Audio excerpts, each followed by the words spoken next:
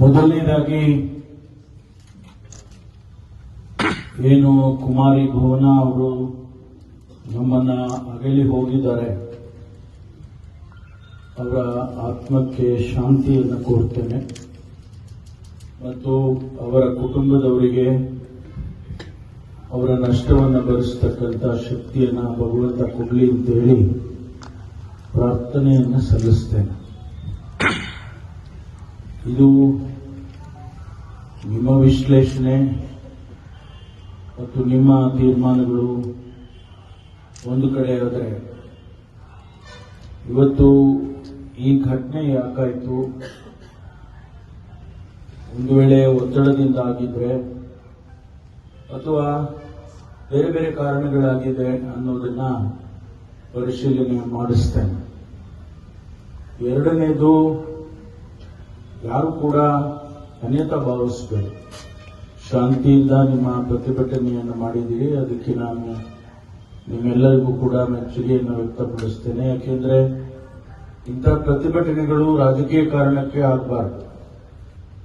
ನಾನು ದುರದೃಷ್ಟವಶಾತ್ ನನಗೆ ಆರೋಗ್ಯದ ಸ್ವಲ್ಪ ಸಮಸ್ಯೆ ಇದ್ದರಿಂದ ತಕ್ಷಣ ನಾನು ಬರಲಿಕ್ಕೆ ಸಾಧ್ಯ ಆಗಲಿಲ್ಲ. ಆದರೂ ಕೆಲಸದ ಜವಾಬ್ದಾರಿ ಚಿತ್ರದುರ್ಗ ಜಿಲ್ಲೆಯಲ್ಲಿ ನಾನು ರಿವ್ಯೂ ಅನ್ನು ಅನೌನ್ಸ್ ಮಾಡಿದ್ದೆ. ಅಲ್ಲಿ ಹೋಗಿ ನನಗೇನು ಗೊತ್ತಿರಲಿಲ್ಲ. ಅದು ಅಲ್ಲಿ ಹೋದ ಮೇಲೆ ಅನಂತರ ವಿಷಯ ಗೊತ್ತಾಯಿತು. ತಕ್ಷಣ ಜಿಲ್ಲಾ ಆಡಳಿತಕ್ಕೆ ಸೂಚನೆಯನ್ನು ಕೊಟ್ಟು ಏನೆಲ್ಲ ಕ್ರಮ ಮಾಡಬೇಕು ಅದನ್ನೆಲ್ಲ ನೀವು ಮಾಡಿ ಮತ್ತು ಅವರು ಆಸ್ಪತ್ರೆಗೆ ತೆಗೆದುಕೊಂಡು ಹೋದ್ಮೇಲೆ ಡಾಕ್ಟರ್ಗಳಿಗೂ ತಿಳಿಸಿ, ಡಿಎಚ್ಒಗೆ ಮತ್ತು ಡಿಸ್ಟ್ರಿಕ್ಟ್ ಸರ್ಜನ್ಗೆ ಅವರನ್ನು ಸರಿಯಾಗಿ ನೋಡ್ಕೊಳ್ಳಿ, ಹೇಗಾದ್ರೂ ಮಾಡಿ ಅವರನ್ನು ಉಳಿಸಿ ಅಂತ ಕೂಡ ಹೇಳಿದ್ದೆ. ದುರದೃಷ್ಟವಶಾತ್ ಅವರು ನಮ್ಮನ್ನ ಅಲ್ಲಿ ಹೋಗಿದ್ದಾರೆ. ಇವತ್ತು ಅದು ಒಂದು ಭಾಗ.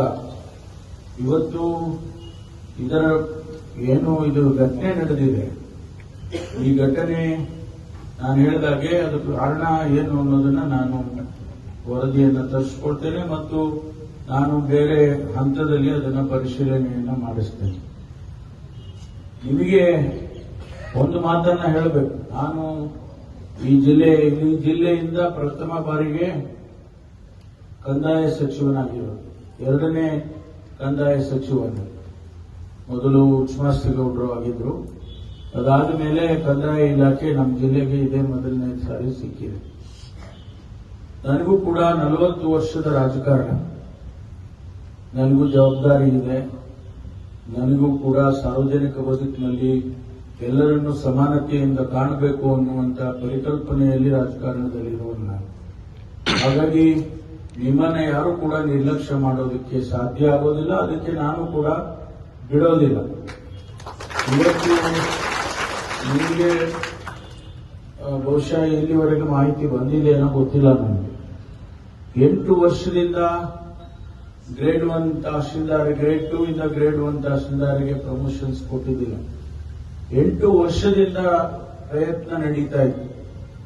ನಾನು ಬಂದ ಒಂದೇ ವಾರದಲ್ಲಿ ಇವತ್ತು ಅದನ್ನ ಕ್ಲಿಯರ್ ಮಾಡಿದೆ. ಕಾರಣ ಏನು ಅಂತ ಹೇಳಿದ್ರೆ, ಒಂದು ಹಂತದಲ್ಲಿ ಪ್ರಮೋಷನ್ಸ್ ಆದ್ರೆ ಕೆಳಗಿನವರಿಗೂ ಕೂಡ ಅದು ಬರುತ್ತೆ. Grade 1 to grade 2 to grade 1 ಆದ್ರೆ RI ಇಂದ ಗ್ರೇಡ್ 2 ಬರುತ್ತೆ. RI ಆದ್ರೆ VAOಗಳಿಂದ RIಗಳಿಗೆ ಬರುತ್ತೆ. ಇದು ಚೈನ್ ರಿಯಾಕ್ಷನ್.